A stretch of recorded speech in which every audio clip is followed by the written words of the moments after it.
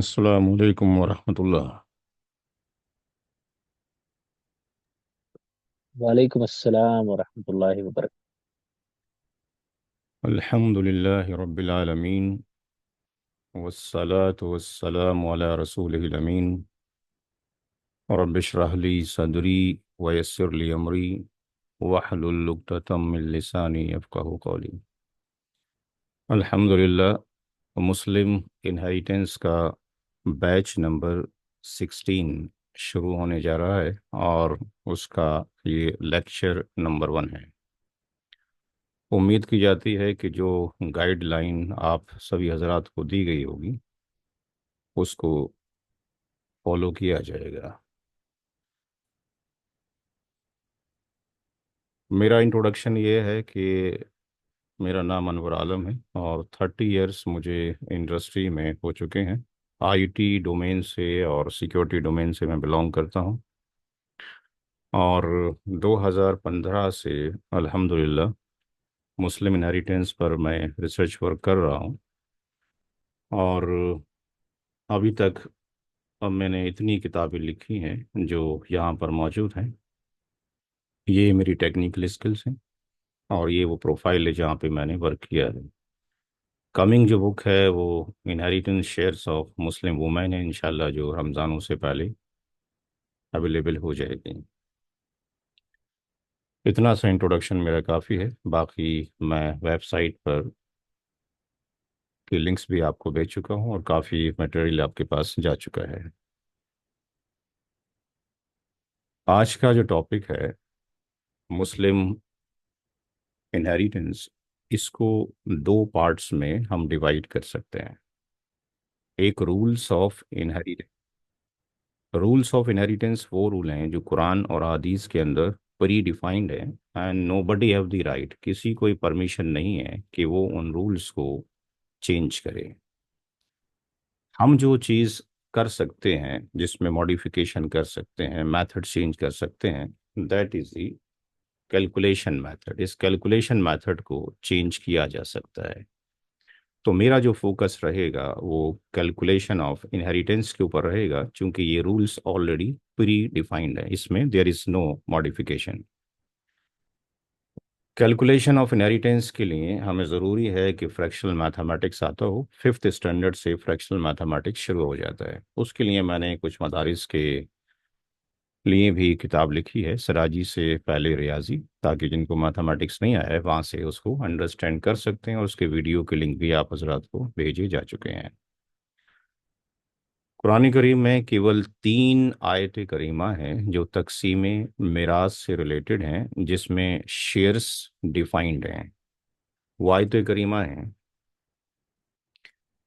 4:11, यानी सूरा अन्निसा आयत नंबर 4, सूरा नंबर 4 है या चैप्टर नंबर 4 है। और उसकी आयत करीमा 11 के अंदर, 12 के अंदर और 176, 3 आयत करीमा के अंदर सारे शेयर्स डिफाइंड कर दिए गए हैं। उनका कैलकुलेशन प्रोसीजर क्या होगा ये हमें जो मिलता है वो आदिस मुबारक से मिलता है। जितने शेयर्स डिफाइंड हैं कुरान करीम में वो केवल ये 6 वैल्यूज हैं। 1/2 किसको कितना जाता है वो डिटेल भी आपको भेजी जा चुकी है। टाइम टू टाइम हम उस बुक को फॉलो करेंगे जो किताब हमने आज आपकी तरफ फॉरवर्ड की थी, मुस्लिम इनहेरिटेंस के नाम से, इस्लामी कानून वरासत या इस्लामिक लॉज ऑफ इनहेरिटेंस। इसमें 9 पेजेस इंग्लिश में है और 9 पेजेस उर्दू के अंदर मौजूद हैं। तो ये शेयर्स हैं जो कि कुरान करीम में प्री डिफाइंड हैं। इनके अलावा जो भी शेयर्स होंगे वो हमें कैलकुलेट करना पड़ेगा। भाई किसी ने लाइन ड्रॉ कर दी है, ये इस तरीके की कोई भी एक्टिविटी प्लीज ना करें। It's a very serious class. It's request to everybody.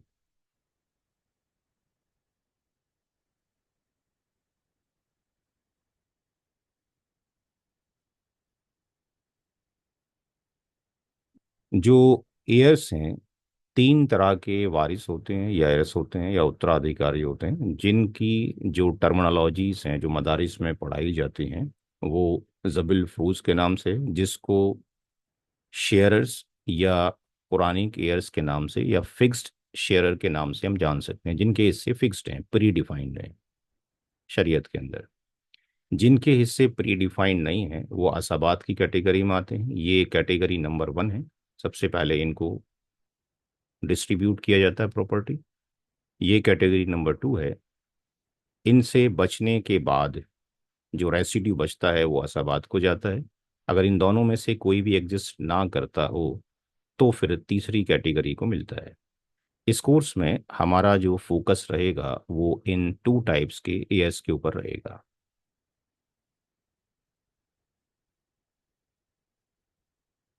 जो फिक्स शेयरर हैं उसके अंदर 4 मेल हैं और 8 फीमेल हैं। यहां से ये पॉइंट वाजे है, क्लियर है कि शरीयत ने औरत के ऊपर जुल्म नहीं किया है। ये हमारी अंडरस्टैंडिंग है, जो मिसअंडरस्टैंडिंग है कि हम जो फीमेल हैं, फीमेल में चाहे माँ हो, बेटी हो, पोती हो, सगी बहन हो, सौतेली बहन हो या मैटरनल सिस्टर हो, उनको हम शेयर्स नहीं देते हैं। जनरली प्रॉपर्टी का जब डिस्ट्रीब्यूशन होता है तो होल सोल जो है, जो मेल डोमिनेंट हैं, वो उसको कैप्चर कर लेते हैं। तो शरीयत ने केवल 4 मर्द हजरात को रखा है और 8 या 9, कुछ बुक्स में 9 मिलता है, कुछ बुक्स में 8 मिलता है। कहीं पर दादी और नानी को एक ही कैटेगरी में डाल दिया जाता है। मैटरनल सिस्टर के बारे में किसी को कुछ कंफ्यूजन है? Maternal sister and maternal brother, या इट्स क्लियर टू एवरीबॉडी? ये सारा कुछ क्लियर है सबको? Maternal sister and maternal brother को के बारे में कोई डाउट तो नहीं किसी को? Everybody knows who is maternal brother and sister? मामू के बेटे को बोलते हैं ना। नहीं। देखिए यहाँ पर W1, ये W का मतलब है वाइफ और H का मतलब है हस्बैंड। इस H ने W के साथ इसका शादी हुआ और यहाँ पर एक 2 किड आ गए।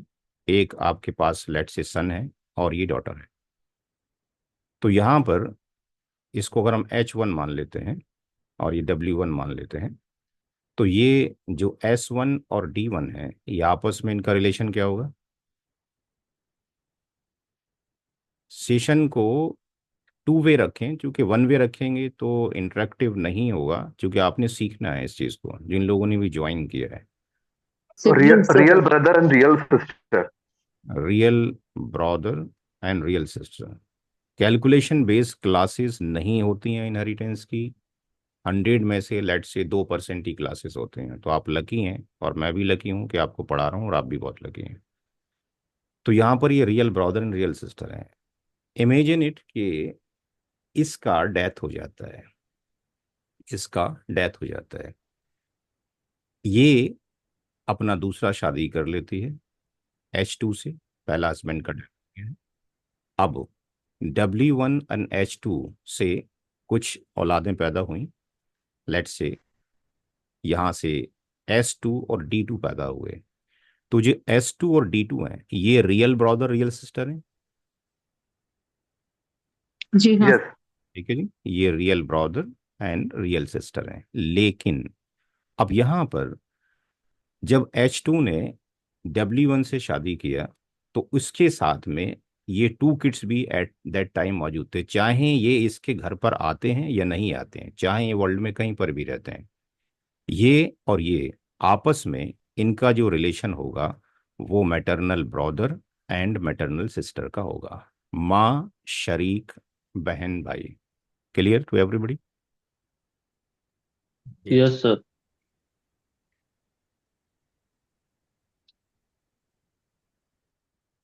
ये जो टेबल दे रखी है, इसको देखकर डरने की कोई ज़रूरत नहीं है। जैसे जैसे टाइम आएगा, हम 3 महीने तक आप लोगों के साथ हैं, ये सारे हम सब आपको ऑन टिप्स हो जाएंगे। तो अभी इस पे फोकस ना करें। जैसे ही क्वेश्चन आएगा तब हम क्वेश्चन की कैटेगरी के अकॉर्डिंग इसको देखेंगे कि रेसिड्यूरी के अंदर 3 कैटेगरीज होती हैं। उसको हम तब फॉलो करेंगे। इसको अभी छोड़ दीजिए।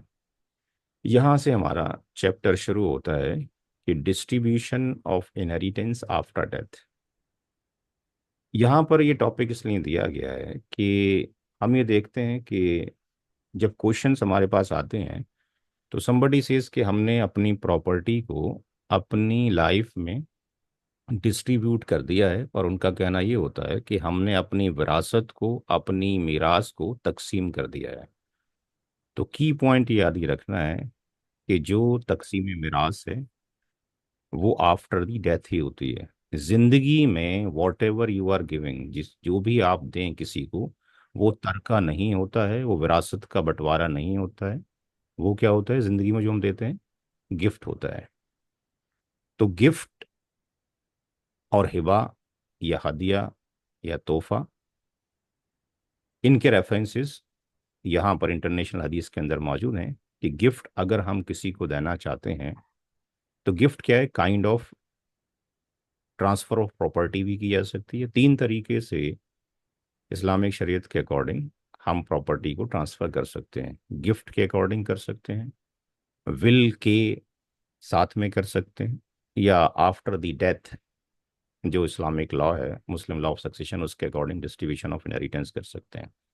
गिफ्ट के लिए हमें इक्वल डिस्ट्रीब्यूशन करना चाहिए। अगर हम अपने किड्स के बीच में करना चाहते हैं, चाहे वो मेल हो या फीमेल हो। इसके बारे में भी मैं आपके उस पोर्टल में जो मुस्लिम इनहेरिटेंस बैच नंबर 16 है उसके अंदर हदीस मुबारक भेज चुका हूँ। औलाद के अलावा आप उसको अनइक्वल कर सकते हैं। यहाँ पर एक हदीस मिलती है नुमान बिन बशीर रदी अल्लाह तआला अन्हु से कि वो अपने एक गुलाम को और अपने एक बेटे को साथ में लेकर अल्लाह के रसूल सल्लल्लाहु अलैहि वसल्लम के पास जाते हैं और कहते हैं कि मैं इस गुलाम को अपने इस बेटे को देना चाहता हूँ और आपको विटनेस के तौर पर यानी गवाह बनाना चाहता हूँ। तो आपने फरमाया क्या ऐसा गुलाम आपने अपनी दूसरी औलादों को दिया है? तो साहबी ने कहा कि नहीं। तो आपने फरमाया कि मैं जुल्म का गवाह नहीं बनता। तो यहाँ से एक रूल ड्राइव करते हैं स्कॉलर्स कि ज़िंदगी में अपने औलाद के बीच में अगर कुछ डिस्ट्रीब्यूशन करना चाहते हैं तो इक्वल किया जाए। बट यहाँ पर कुछ उलमा इकराम की राय ये है कि अनकंडीशनल भी किया जा सकता है। अगर कंडीशन ऐसी एग्जिस्ट करती है कि आप ऑन दी बेड हैं, कभी भी आपकी डेथ हो सकती है, आपके दो किड हैं, चाहे ये मेल है या फीमेल है। एक वो किड वो है जो कि इस्टेब्लिश हो चुका है और ये फिफ्थ या सिक्स स्टैंडर्ड में पढ़ रहा है, या माजूर है, या फाइनेंशियल इसकी हालत ठीक नहीं है, इसकी ये वेल ऑफ है। तो ये अपनी ज़िंदगी में अगर इसके पास फॉर एग्जांपल 10 लाख रुपीज़ हैं तो ये इनको काउंसलिंग कर सकता है और समझा सकता है कि भाई आप इस्टेब्लिश हो चुके हैं, आप सेटल्ड हो चुके हैं। दूसरा जो भाई ये फिफ्थ सिक्स में पढ़ रहा है या वो उसकी माजूरी कंडीशन है, तो मैं इसको 8 लाख दे रहा हूँ और आपको 2 लाख दे रहा हूँ। बट अगर सारे बच्चे सेटल्ड हैं तो इक्वल अगर डिस्ट्रीब्यूशन किया जाए दैट इज़ बेटर। तो मेरा जो टॉपिक है वो गिफ्ट नहीं है, ना मेरा टॉपिक हिवा है, ना विल है। मेरा जो टॉपिक है वो है how to simplify the calculation of the Muslim inheritance. दूसरा टर्म है विल, वसीयत। वसीयत के लिए कुरान करीम के अंदर 411 सूरह निसा की आयत नंबर 11 के अंदर एक बार वसीयत के बारे में आया है, और 412 के अंदर 3 टाइम्स वसीयत के बारे में मौजूद है। और बाकी रेफरेंसेस आपको हदीस मुबारक से मिल जाएंगे कि विल हम उसके लिए नहीं कर सकते जिनके हिस्से शरीयत ने फिक्स्ड कर दिए हैं। विल उनके लिए नहीं की जा सकती जिनके हिस्से शरीयत ने फिक्स्ड कर दिए हैं, प्री डिफाइंड कर दिए हैं। विल अगर हम मैक्सिमम कर सकते हैं तो वो नॉन एयर्स के लिए की जा सकती है, और उसकी भी एक लिमिट है 1/3, जिसके रेफरेंसेस आपको यहाँ से मिल सकते हैं मल्टीपल आदीस की बुक से। तो 1/3 हम वसीयत कर सकते हैं बट नॉन एयर्स के। लेकिन वसीयत के लिए एक रूल यहाँ पर याद रखना है कि ये होल स्टेट पर एप्लीकेबल नहीं होगा। आफ्टर माई डेथ या किसी की भी डेथ के बाद वॉट एवर जो भी मेरे पास है, कार है, कोठी है, बंगला है, ज्वेलरी है, डायमंड है, फार्मिंग लैंड भी, क्योंकि कुछ ऐसे फतावे मौजूद हैं जिसमें ये कहा गया है कि फार्मिंग लैंड में बेटियों का हिस्सा नहीं होता है। ये सरासर जुल्म है और गलत फतवा है। हर एक चीज किसी भी शख्स की डेथ के बाद वो तरके में शामिल होगी, वॉट एवर जो भी हो, चाहे बिटकॉइंस हो, शेयर मार्केट हो, वॉट एवर जो भी हो। तो यहाँ जो विल हम करेंगे नॉन ईयर्स के लिए 1/3, वो होल स्टेट पे अप्लाई नहीं होगा। उसमें से दो एक्सपेंसेस निकाले जाएंगे अकॉर्डिंग टू द इस्लामिक शरिया, जो आपके कफन दफन के ऊपर और खर्च होगा, या आपके ऊपर किसी का कर्ज मौजूद है। तो विल को निकालने के लिए एक फार्मूला यहाँ पर मौजूद है। विल को कैसे निकाला जाए, यहाँ पर ये फार्मूला हम विल के लिए अप्लाई करेंगे। थोड़ी देर में अप्लाई करते हैं, पहले डिस्कशन कर लें। तो दूसरा जो पार्ट है, पहला है ट्रांसफर ऑफ प्रॉपर्टी, गिफ्ट के थ्रू किया सकती है। दूसरा वसीयत के थ्रू किया सकती है, लेकिन वसीयत हम नॉन ईयर्स के लिए कर सकते हैं। थर्ड पार्ट है डिस्ट्रीब्यूशन ऑफ इनहेरिटेंस। इसमें आपको कुछ भी राइट नहीं दिया गया है। विल के अंदर आपके पास राइट है कि आप मैक्सिमम 1/3 तक वसीयत कर सकते हैं, इससे कम भी कर सकते हैं, बट इससे ज़्यादा लिमिट क्रॉस ना करें। गिफ्ट के अंदर आपके पास पूरी प्रॉपर्टी आपके पास है, पूरा राइट्स आपके पास है, बट विल के अंदर 1/3 का ही राइट्स आपके पास है। लेकिन डिस्ट्रीब्यूशन ऑफ इनहेरिटेंस, मिराज के अंदर आपका कोई भी राइट नहीं। ये प्री डिफाइंड रूल है। फरीदा तम मिनल्ला, वसिया तम मिनल्ला, यूसी कमुल्ला, ये तीन चार वर्ड सूरा निसा की आयत नंबर 7 से लेके और 12 तक अप्लाई करते हैं। इनहेरिटेंस का जो कैलकुलेशन है, उसमें से तीन एक्सपेंसेस आप पहले माइनस करेंगे। फनरल एक्सपेंसेस, कर्ज, और जो इस्लामिक विल होगी, यानी मैक्सिमम 1/3। विल को करना कंपलसरी नहीं है, बट स्कॉलर सेज कि ये मल्टीपल टाइम्स कुरान करीम में भी आया हुआ है और हदीस मुबारक के अंदर भी है। आपके पास अगर इतनी दौलत है कि इसको देने से आपके जो एयर्स हैं उसके ऊपर इफेक्ट नहीं पड़ेगा, तो इसको कर देना बेटर है, क्योंकि आपके आखिरत के लिए ही ये किया जा रहा है। कर्ज किसी के पास हो, ये कोई मैंडेटरी नहीं है।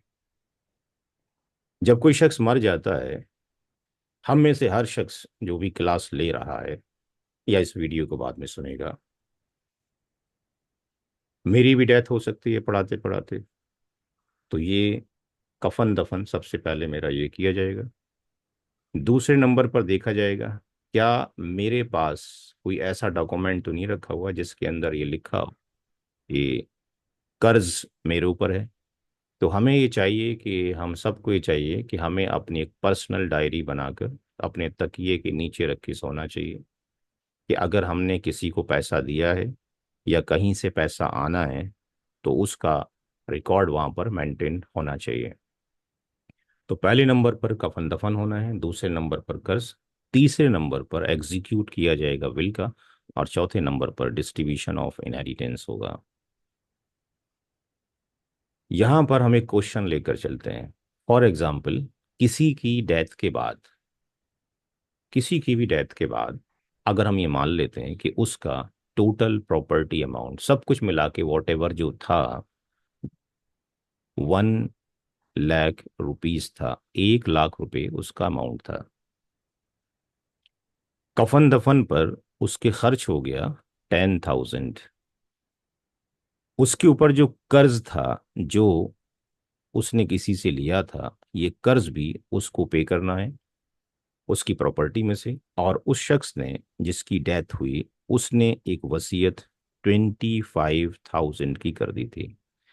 तो ये तो कर्ज हमें लिखा हुआ मिल गया उसकी डायरी के अंदर, और ये हमारे हाथों से खर्च हुआ उस शख्स के लिए। क्या विल 25,000 करेक्ट है? इस पे क्वेश्चन मार्क है, क्योंकि विल के लिए रूल क्या है कि आपने दो अमाउंट वहां से निकालने हैं, कफन दफन एंड कर्ज। उसके ऊपर 1/3 विल एप्लीकेबल होगा। तो इसको कैलकुलेट करने के लिए हम कहाँ पर जाएंगे, विल के फार्मूले में जाएंगे।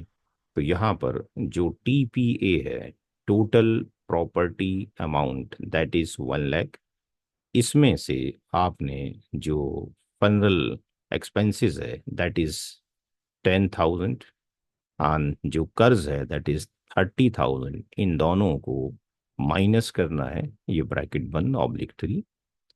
और ये 1 लाख में से अब कितना माइनस होगा, इसको अगर आप करेंगे दैट इज 40,000। 40,000 को आप माइनस करेंगे, (3 करेंगे, तो ये 60,000 (3। तो विल का अमाउंट कितना आ गया, 20,000 रुपये। किसी को कोई कंफ्यूजन यहाँ पे समझने के लिए, any question related to this slide? No sir. ठीक। तो यहाँ पर जो विल, हाँ, 25,000, जो भी इस्लामिक स्कॉलर होगा, जो भी मुफ्ती हजरात होंगे, इसको रिड्यूस करेंगे 20,000 के ऊपर, क्योंकि इस्लामिक शरीयत आपको परमिशन। यहाँ तक क्लियर है सबको? किसी का कोई क्वेश्चन, एनी क्वेश्चन, किसी का भी क्वेश्चन हो रिलेटेड टू दिस स्लाइड तो आप पूछने का है। अब जो इनहेरिटेंस अमाउंट है, इसको कैसे कैलकुलेट किया जाए, तो इनहेरिटेंस अमाउंट के लिए कहा गया है कि तीनों एक्सपेंसेस आप माइनस करेंगे, टोटल जो भी उसका प्रॉपर्टी की कॉस्ट होगी। तो इसको कैलकुलेट करने के लिए हमने क्या करना पड़ेगा, यहाँ पर 1 लाख में से 10 के, यानी जो फर्नल एक्सपेंसेस था, और 30 के, जो कि उसके ऊपर कर्ज था, और वसीयत 20 के की, यानी 1 लाख में से 60,000 आपने माइनस कर दिया, यानी इनहेरिटेंस जो अमाउंट आया है दैट इज कितना आया, 40,000। अब मेरा जो फोकस है, जो 7 साल से मैं ये काम कर रहा हूँ, इस 40,000 को कैसे डिस्ट्रीब्यूट किया जाए अमंग द इनहेरिटर्स के बीच में। तो अब इसका जो डिस्ट्रीब्यूशन है, इसके एक क्वेश्चन यहाँ पे लेते हैं, उस क्वेश्चन के अकॉर्डिंग फिर हम यहाँ पे टास्क करेंगे। फॉर एग्जाम्पल ये क्वेश्चन है, क्वेश्चन को अंडरस्टैंड कर लें। क्वेश्चन में ये कहा गया है कि 40,000 रुपीज हैं इनहेरिटेंस अमाउंट के, यानी तीनों एक्सपेंसेस वहां से माइनस करने के बाद। हो सकता है किसी के पास कर्ज ना हो सकता है किसी ने विल ना किया हो, और उसने अपने पीछे, यानी हस्बैंड के डेथ हुआ है, उसने अपने पीछे अपनी वालिदा, अपनी माँ को छोड़ा है, अपने वालिद साहब फादर को छोड़ा है, अपनी वाइफ को छोड़ा है, अपने एक बेटे और एक बेटी को छोड़ा है, 5 मेंबर्स को छोड़ा है। इन सवाल्स को सॉल्व करने के लिए हमें 5 स्टेप्स की ज़रूरत है, and it will take approximately 20 to 25 minutes. 20-25 minute इस सवाल को सॉल्व करने में लग जाएगा। नोट जो करेंगे आप वीडियो से करेंगे, और यहाँ पे अंडरस्टैंड करेंगे। कोई भी कॉन्सेप्ट समझ में नहीं आता है, क्योंकि क्लास के बाद, हर क्लास के बाद होमवर्क दिया जाएगा जिसको सबमिट करना ज़रूरी है पूरे हफ्ते के अंदर। तो इसको सॉल्व करने के लिए स्टेप नंबर सॉल्यूशन में, step number 1, step number 1 most important है। List of inheritors and their shares,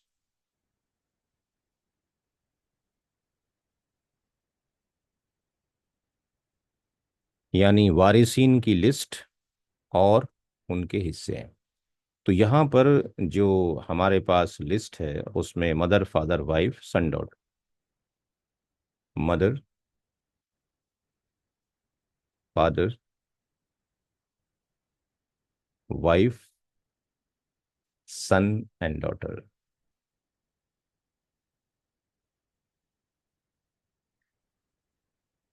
अब जो बुक आप लोगों के पास मौजूद है, उसमें से आप देखकर मुझे बताइए कि मदर की क्या कैटेगरी होती है। हर एक के पास बुक मौजूद है या नहीं है? कुछ लोगों ने अगर ना, कुरानी खेर है सर। तो यहाँ पर अगर हम जाते हैं, ये हमारी वेबसाइट है iirc.org.in। यहाँ पर हम जाते हैं और ये इसमें फाउंडर एंड ऑथर के अंदर यहाँ पे आप जाएंगे तो यहाँ पर ये बुक सबके पास होना चाहिए। इसी बुक से सारा हम शेयर्स लेंगे।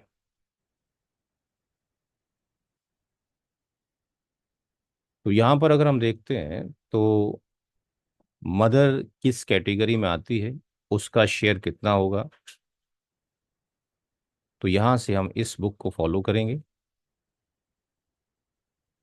यहाँ पर याद करने की ज़रूरत नहीं है, ऑटोमेटिकली याद हो जाएगा। मदर के शेयर पे चले जाते हैं। That is the share of mother. अब यहाँ से आप देखिए कि मदर को कितना शेयर मिलना चाहिए, हाउ मच।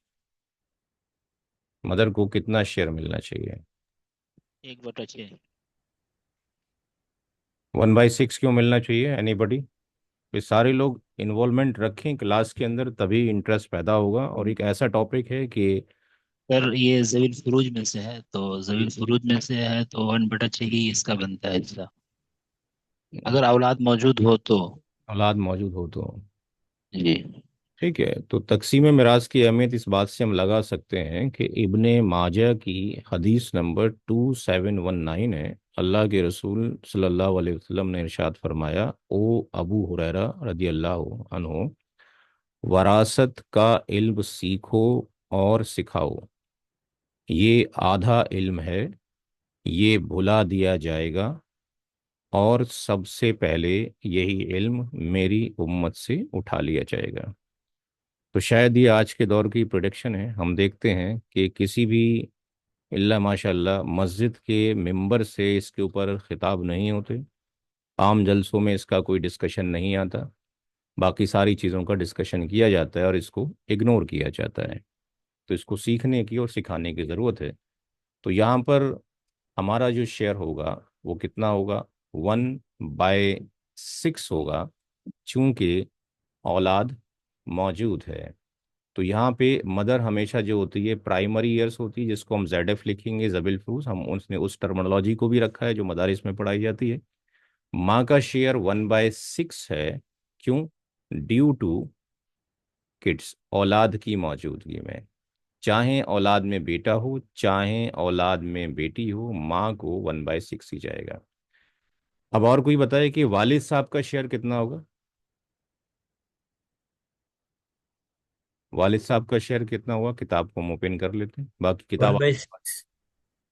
देखें वालिद साहब को कितना जाएगा, यहाँ पे क्या लिखा हुआ है देखें। वालिद साहब को की 3 कैटेगरी है। कौन सी जी सर। अकॉर्डिंग वालिद साहब को जाएगा, कोई और साहब बोलें। सबने जवील पढ़ा। फुरूज में हम्म। सर 1/6 होगा अगर औलाद हो। और कोई अपनी राय देना चाहेगा, 1/6 जाएगा वालिद साहब को या कुछ और जाएगा।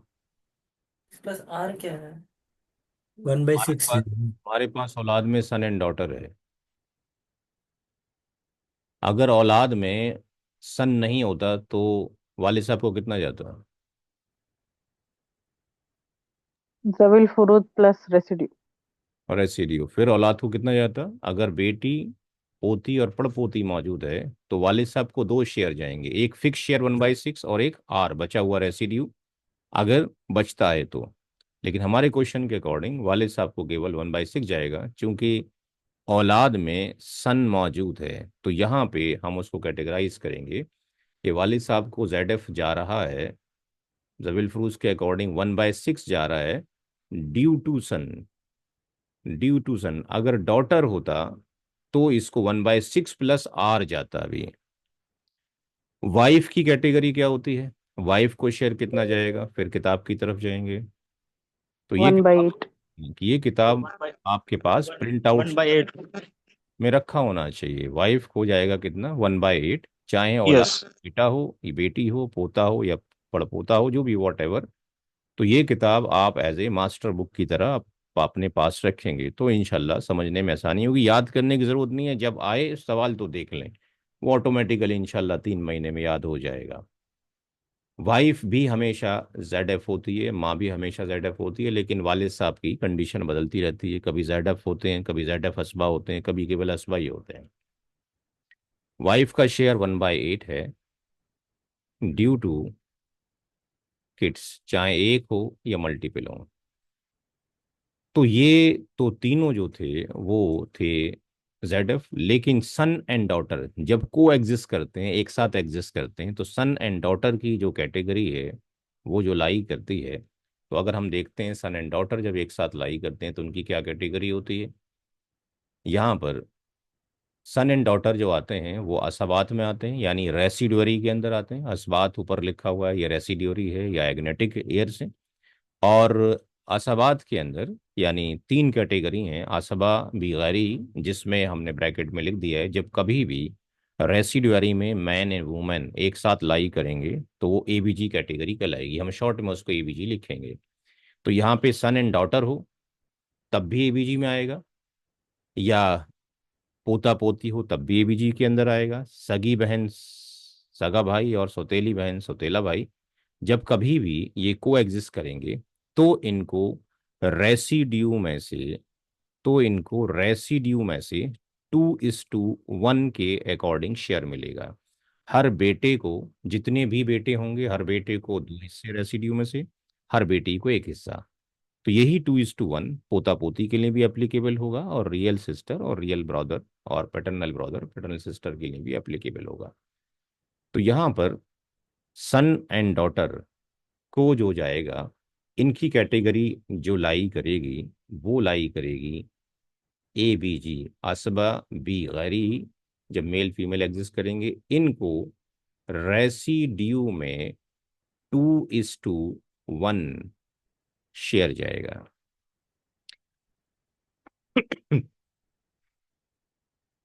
मदर के बारे में कुरान करीम में कहाँ लिखा हुआ है, कौन सी आयत करीमा में? पूरे हम 1 महीने से डॉक्यूमेंट भेज रहे हैं आपको। सर ABG वाला थोड़ा दोहरा दीजिए। 3 तरह के ईयर्स हैं। एक है वो जिनका शरीयत ने फिक्स शेयर रख दिया है, उनको ज़बील फरूज बोलेंगे या फिक्स शेयर बोलेंगे। जिनके हिस्से फिक्स्ड नहीं हैं, अनफिक्स्ड हैं, वो रेसिड्यूरी में आते हैं। रेसिड्यूरी में 3 कैटेगरी होती है। एक में मेल फीमेल आता है जिसको हम ABG बोलते हैं, असबा बिगारी। इसमें एक में केवल मेल ही आते हैं जो आगे क्वेश्चंस में आएंगे इंशाल्लाह, जिसको हम असबा बी नफ्सी बोलते हैं। एक में केवल फीमेल ही आती हैं जिनको हम असबा मागरी बोलते हैं, जब बेटी के साथ में सगी बहन हो या पोती के साथ में सगी बहन हो या सुतेली बहन हो। हमारी कैटेगरी में बेटा और बेटी हैं। हमें याद करना पड़ेगा उस बुक के थ्रू। याद ना हो तब भी कोई बात नहीं है, जब तक याद ना हो आपने क्या करना है, इस किताब को फॉलो करना है। यहाँ पे लिखा हुआ है कि बेटा बेटी जब को एग्जिस्ट करेंगे तो उसको ABG के नाम से याद करना है। ABG असबा बिगैरी या रेसिडुअरी के अंदर मैन एंड वुमेन की कैटेगरी।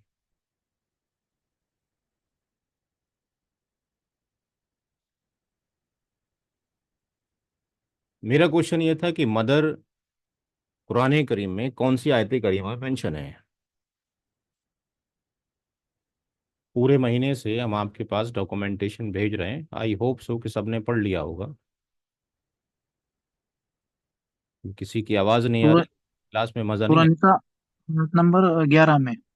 411 के अंदर मौजूद है, सूरा नंबर 4, आयत नंबर 11।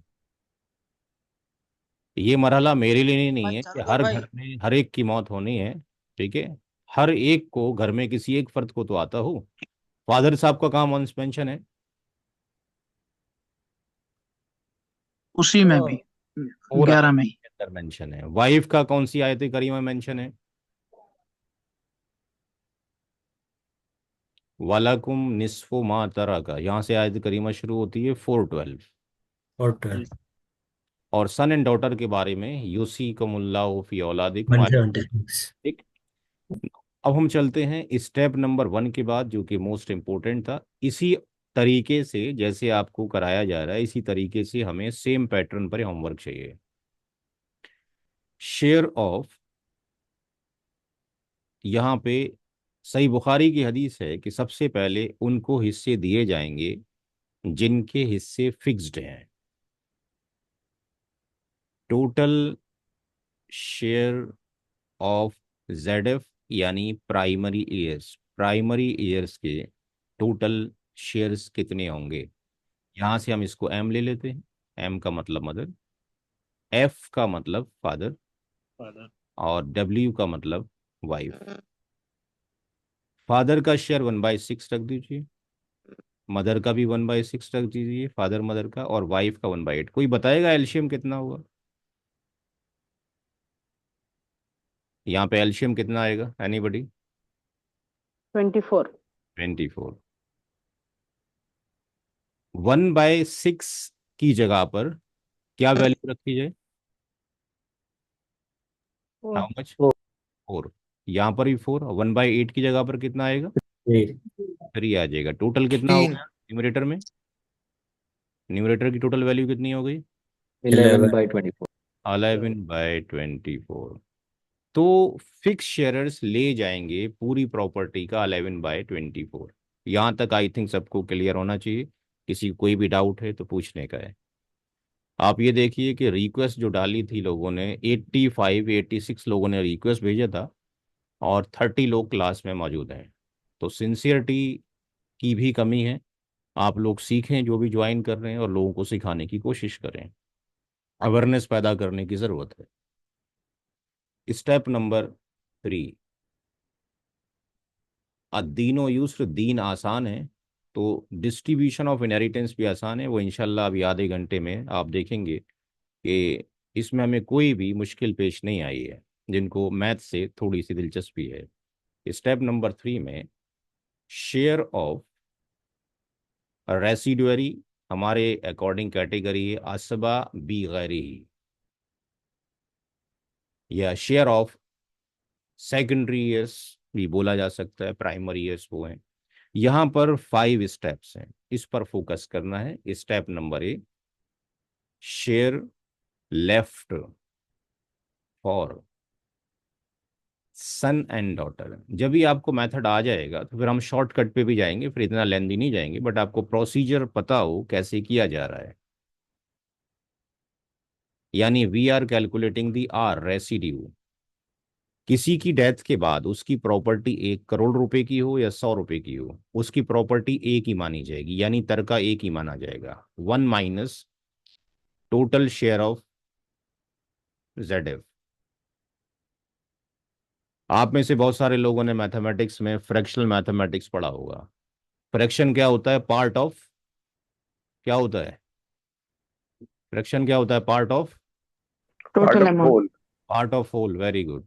तो 1 माइनस 11/24 घटा दीजिए तो कितना आ जाएगा?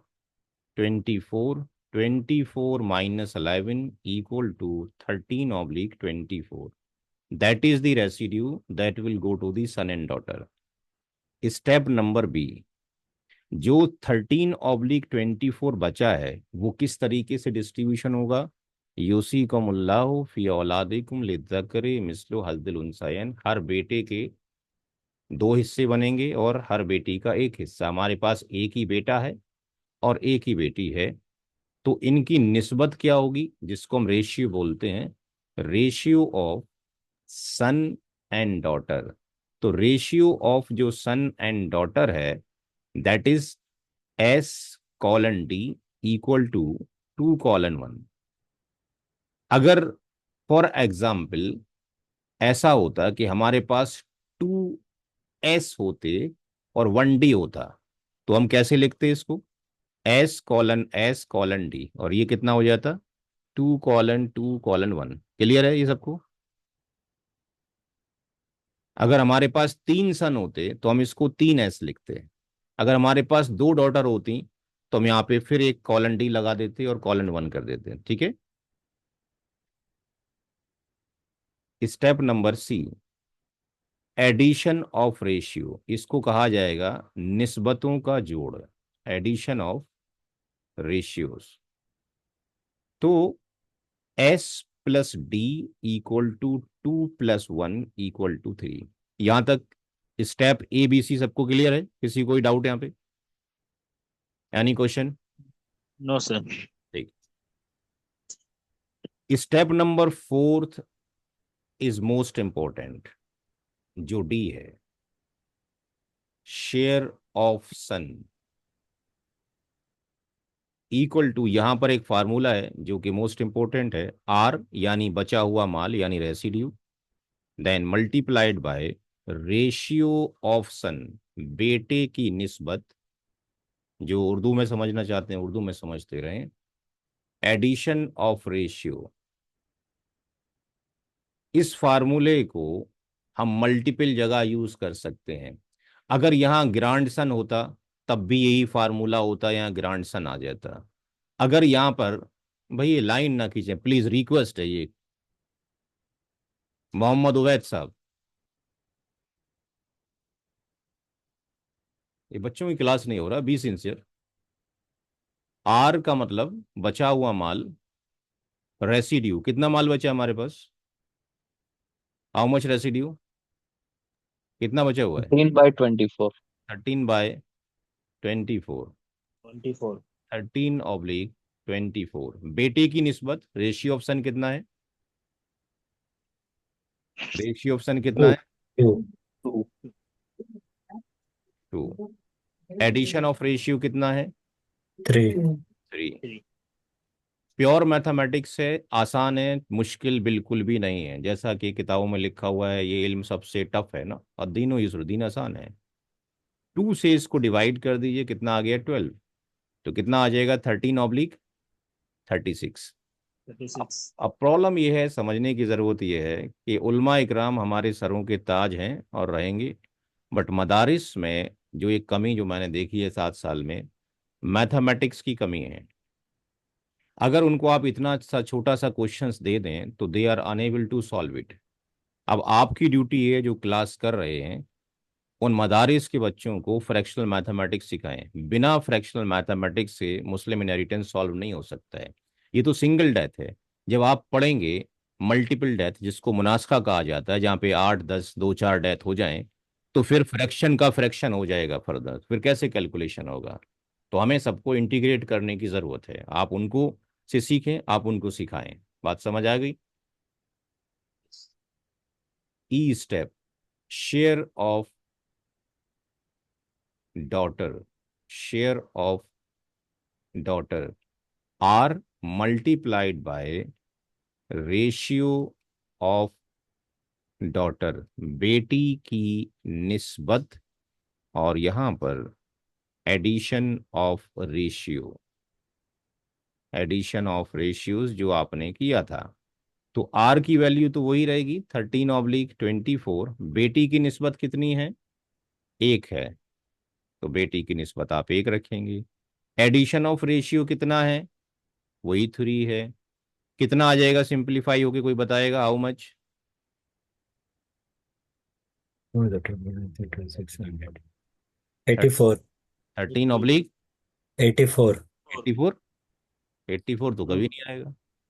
No sir. 72। 72। तो अब आप ये देखिए कि ये जो पैरामीटर्स हैं ये हमने निकाले हैं, that is not predefined in Islamic शरिया। ये मुस्लिम लॉ ऑफ सक्सेशन में प्री डिफाइंड नहीं है, ये अनफिक्स शेयर हैं। बेटा बेटी के शेयर वेरी होते रहेंगे। बेटी अगर अकेली होती तो उसको 1/2 जाता, अगर 2 या 2 से ज्यादा बेटियां होती तो वो 2/3 में बराबर की शरीक होती। लेकिन जब कभी भी बेटा और बेटी को एग्जिस्ट करेंगे, ये जो बेटी है इस सन की वजह से रेसिडुअरी में चली जाती है, और इन दोनों को फिर जो बच जाता है उसमें से फिर हमें कैलकुलेट करना पड़ेगा। ये फॉर्मूले ऑलवेज हमें लगाने पड़ेंगे। तो अब हमें ये फिक्स शेयर पहले से मालूम थे, प्री डिफाइन है, और इनके हमने शेयर्स निकाल लिए। Come to the step number 4, सबके शेयर एक साथ रख दीजिए। Step number 4, total shares of all inheritors, सारे वारिसीन के हिस्से। अब कितने वारिसीन मौजूद हैं, मदर थी हमारे पास, वालिद साहब थे, wife, son and daughter. Mother का शेयर कितना था, 1/6, वालिद साहब का 1/6, वाइफ का शेयर कितना, 1/8, सन का कितना निकाला आप लोगों ने, 13/36, 6 13/36। बेटी का कितना निकाला? 13/72। नाउ एलसीएम क्या होगा?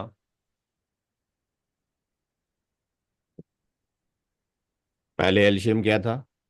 पहले एलसीएम चेंज था, ठीक है, ये था। अब एलसीएम फिर चेंज हो गया। कितना हो जाएगा एलसीएम अब? How much? ऐसा नंबर जो सबसे डिवाइड हो जाए। 72. 72। 86 से 72 कितनी बार जाएगा? 12 टाइम्स। फिर ये 12 छंग 72। 8 से कितनी बार डिवाइड हो जाएगा 72? No. 9 टाइम्स हो 9. जाएगा। यहाँ पर कितना आएगा 13/36 की जगह? 36. Anybody? Into 2 होता है ना 36. तो 13 into 26 2 26. 26। यहाँ पर कितना आएगा? 1 30 13. 13 30। तो into 1. डिनोमिनेटर तो 72 हो गया, न्यूमरेटर कितना हो गया? ऐड करें। 12 13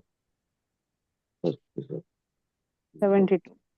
72।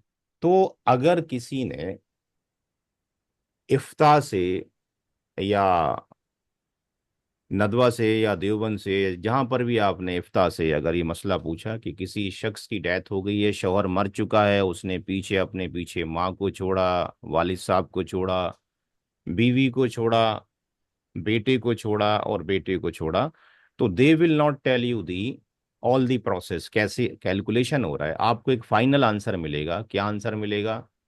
क्या समरी मिलेगा आपको? समरी आपको ये मिलेगी जिसका हम नाम डालेंगे कैलकुलेशन समरी। यहाँ पर स्टेप नंबर 4 के अंदर इसको आप ए पार्ट मान लीजिए, इसको बी पार्ट मान लीजिए।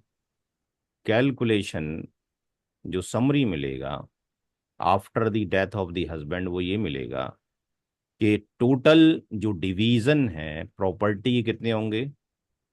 टोटल डिवीजन कितने हो रहे हैं? 72। यानी पूरी मरने वाले का तरका 72 हिस्सों में डिवाइड होगा। उसमें से उसकी माँ को कितने हिस्से जाएंगे? 12। उसके वालिद साहब को कितने हिस्से जाएंगे? 12। उसकी बीवी को कितने हिस्से जाएंगे? 9। उसके सन को कितना हिस्सा जाएगा? 26। उसकी डॉटर को हिस्सा कितना जाएगा? 13। तो फतवा ये मिलेगा कि मरने वाले की प्रॉपर्टी के 72 हिस्से किए जाएंगे। 12 हिस्से वालिद वालिदा को, वाइफ को 9, सन को 26 और डॉटर को ये। अब अगर रकम आपने बताई होगी तो स्टेप नंबर 5 में वो आपको हम कैलकुलेट कर रहे हैं कितनी रकम जाएगी। स्टेप नंबर 5 यहाँ पे हम डाल देंगे शेयर्स इन अमाउंट। अमाउंट में कितना जाएगा। तो अब हमें ये पता होना चाहिए कि एक शेयर कितने का बनेगा। 1 शेयर अमाउंट, एक शेयर कितने का बनेगा। तो यहाँ पे हम लिखेंगे IA मतलब inheritance amount oblique total division. Total division inheritance amount कितना था? 40,000। टोटल डिवीजन कितने हुए? 72। अब कैलकुलेटर आपके पास है, मोबाइल फोन सबके पास है। एक शेयर कितने का आएगा बताइए मेरे को। 555 एक शेयर आएगा 555.555। तो यहाँ पर जो मदर है, यहाँ जो फादर है, वाइफ, सन एंड डॉटर,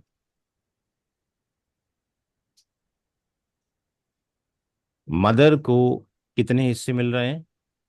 12। 12 की मल्टीप्लाई इससे करेंगे। वालिद साहब को भी सेम जाएगा। वाइफ को कितने शेयर जा रहे हैं? 9। 9 की मल्टीप्लाई इससे करेंगे। सन को कितने शेयर जा रहे हैं? 26 की मल्टीप्लाई करेंगे और डॉटर को इससे करेंगे। बताएं कितना आएगा, कोई और साहब बताएं। घर में एक फर्द को तो आना चाहिए, 60-70 लोगों की फैमिली तो तकरीबन होती है। 6,666. कितना? 14,000? Not 40,000, it's 6,000. Triple 6 point. 66667। Wife को कितना यस सर। जाएगा? ट्रिपल 4999.99। 5 99 अप्रोक्सीमेटली 5,000 हो गया। सन को कितना जाएगा? 14,444.3। 14 3। और इसको कितना जाएगा डॉटर को? 7221.5। 722.21 0.121। अब सेवन टू वन। इसको अगर आप जोड़ेंगे तो ये अप्रोक्सीमेटली 40 के करीब आना चाहिए। चेक करें जरा।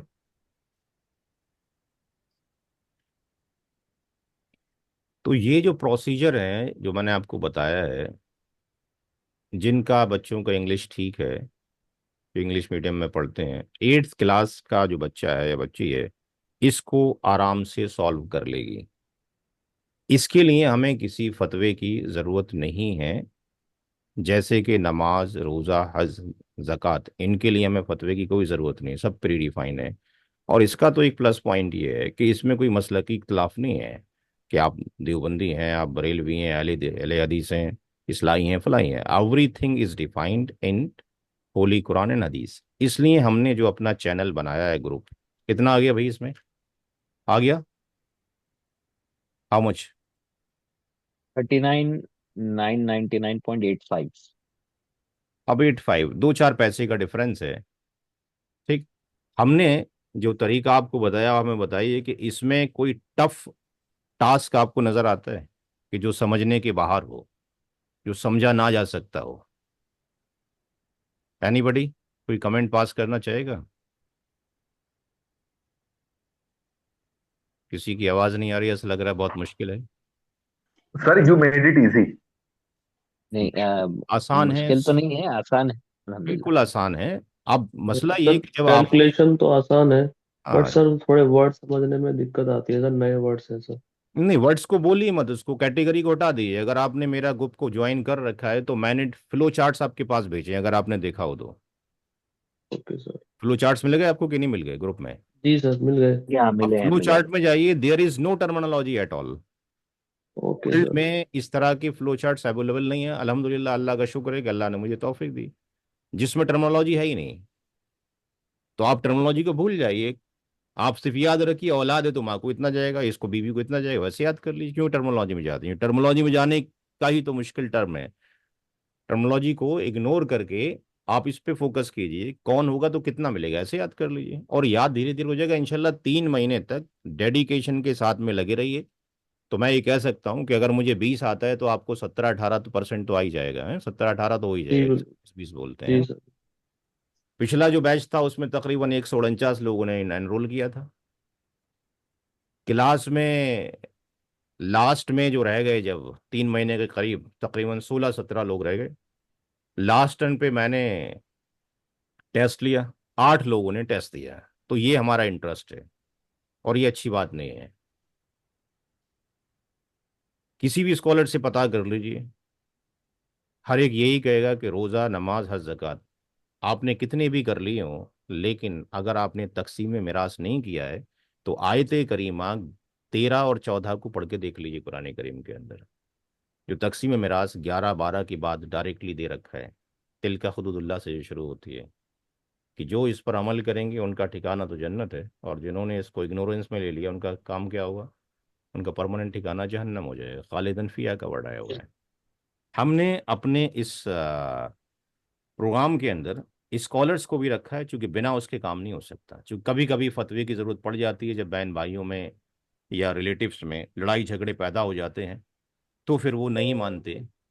जबकि अगर फर्स्ट डेथ के अंदर ही अगर हम ऐसा कर लें कि डिस्ट्रीब्यूशन कर दें तो हमें किसी फतवे की ज़रूरत नहीं, हम खुद ही कैलकुलेशन कर सकते हैं।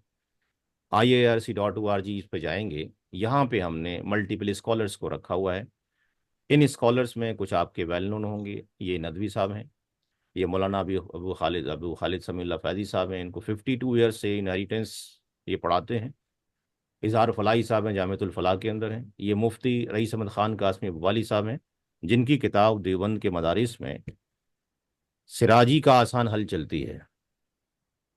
ये जितने भी हजरात हैं, अल्हम्दुलिल्लाह मैं किसी के पास नहीं गया। जब आप दीन से जुड़ते हैं तो लोग आपसे खुद मिलना शुरू कर देते हैं। हर एक शख्स मेरे से पर्सनली मुलाकात कर चुका है मेरे छोटे से ऑफिस में आके। ये अल्लाह ताला का इनाम है।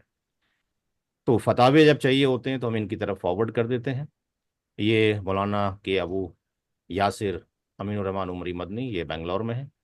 और ये जुनैदुल हक अंसारी साहब हैं, ये गोल्ड मेडलिस्ट हैं मैकेनिकल से, लेकिन इन्होंने 7 साल जो बिलाल फिलिप्स साहब की यूनिवर्सिटी है वहाँ से एमए इस्लामिक स्टडीज़ में किया है। और ये मल्टीपल क्लासेस लेते हैं, मल्टीपल डोमेन की। और ये फ़िका मालिकी पढ़ाते हैं। और मैंने भी इनकी क्लास की इनहेरिटेंस की तकरीबन 2 साल पहले।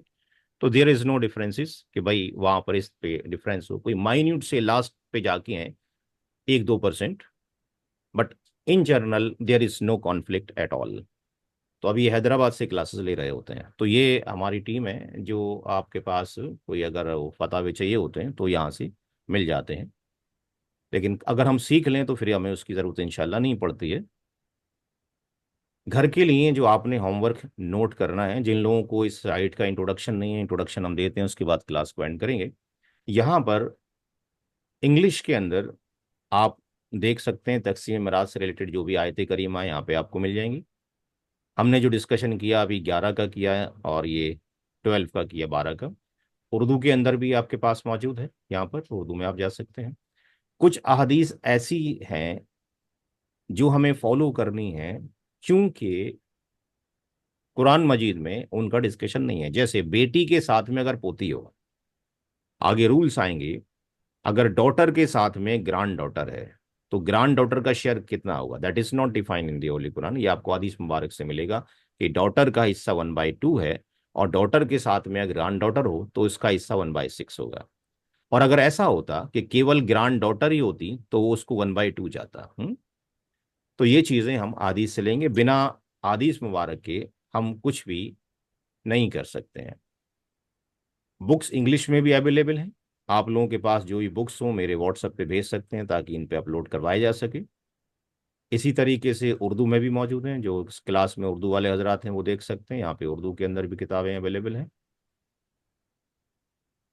और अरबी के अंदर ये एक बुक है जो कि डॉक्टर मुस्तफ़ा मुस्लिम साहब की है, जो कि अल अज़हर यूनिवर्सिटी में पढ़ाई जाती है। इसको भी अगर आप पढ़ेंगे तो इसमें और जो आप हमने अभी सीखा है उसके अंदर देयर इज़ नो डिफरेंस। और ये फ्लो चार्ट्स हैं जो डाउनलोड यहाँ से किए जा सकते हैं, जो मैंने बनाए और मैंने वैसे भेज भी दिए हैं। ये वो वीडियो हैं जो कॉन्सेप्चुअल हैं, जिसको भी आप सुनना चाहते हैं, मल्टीपल स्कॉलर्स की हैं।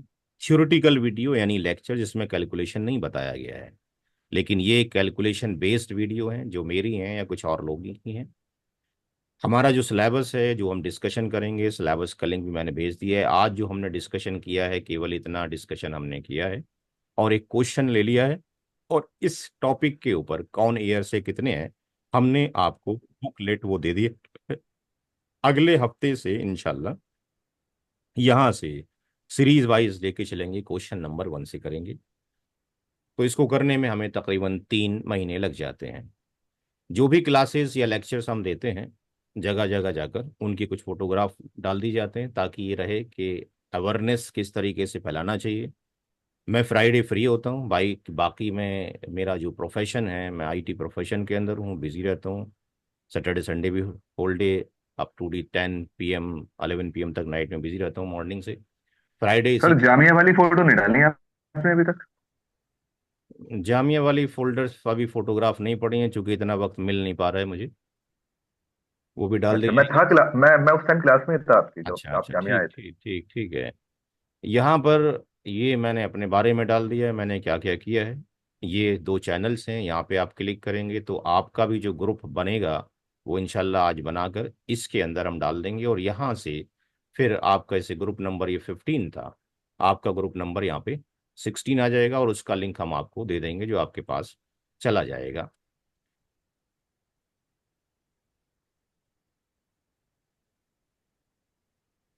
ये वो किताबें हैं जो आप डाउनलोड यहाँ से कर सकते हैं।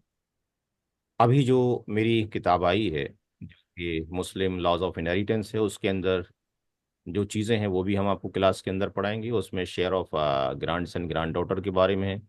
Rules of return law of succession के अंदर डॉक्ट्राइन ऑफ रद्द का एक चैप्टर होता है, उसका डिस्कशन करेंगे, जिसमें ये किताब है आपके पास। इसी तरीके से मुनास्खा का मतलब है multiple death in a period of time का डिस्कशन करेंगे। तो मेरी जो बुक है, जो कि मुस्लिम लॉज ऑफ इनहेरिटेंस के ऊपर, मुस्लिम इनहेरिटेंस की केस स्टडीज पर आई है, वो बुक का डिस्कशन भी हम आपके साथ में करेंगे, जो कि इस पे पीडीएफ की शक्ल में अवेलेबल नहीं है, क्योंकि हमारा टाई अप है पब्लिशर से, इसलिए उसका लिंक नहीं डाला गया है। तो ये बुक का भी डिस्कशन किया जाएगा आपकी क्लास में। और हमल के हिस्से यानी share of the child to be born, इसका भी डिस्कशन करेंगे। तो इंशाल्लाह 3 महीने हमें इस कोर्स को फिनिश करने में लगेंगे। होमवर्क नोट कर लीजिए। होमवर्क में आपने उसको स्कैन करके, ये कोई स्कैनर डाल लेंगे अपने मोबाइल फ़ोन के अंदर, और इस फोटो स्नैप्स में ना भेजें प्लीज़, क्योंकि मेरे लिए शॉर्ट आउट करना मुश्किल होता है। कोई भी स्कैनर डाल दें और स्कैनर से उसका पीडीएफ बना के प्लीज़ भेजें। सवाल यही है जो आपके सामने है कि हस्बैंड का डेथ हुआ है, और हस्बैंड के डेथ के बाद 40,000 रुपये बचे हैं। यहाँ से आप क्वेश्चन शुरू करेंगे, और इसमें इमेजिन कर लीजिए कि यहाँ पे मदर मौजूद नहीं है, मदर को निकाल दीजिए। यानी आपका जो होमवर्क है वो ये है कि मरने वाले ने अपने पीछे वालिद साहब को छोड़ा है, वाइफ को छोड़ा है, सन को छोड़ा है, और डॉटर को छोड़ा है। क्वेश्चन नोट कर लीजिए, और पूरा हफ्ता आपके पास है मुझे भेजने के लिए।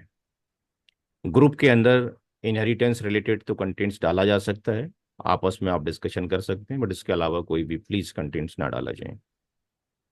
किसी का कोई सवाल है या क्लास को एंड कर दें? Question sir note. Video recorded भी मिलेगी? हाँ, वीडियो जो बन रही है रिकॉर्ड होने के बाद, आज ही तकरीबन आधे घंटे के बाद आपके ग्रुप में उसका लिंक भेज दिया जाएगा, जहाँ पे आप प्ले कर सकते हैं, आगे फर्दर फॉरवर्ड कर सकते हैं। सर क्वेश्चन कब तक शेयर करना है?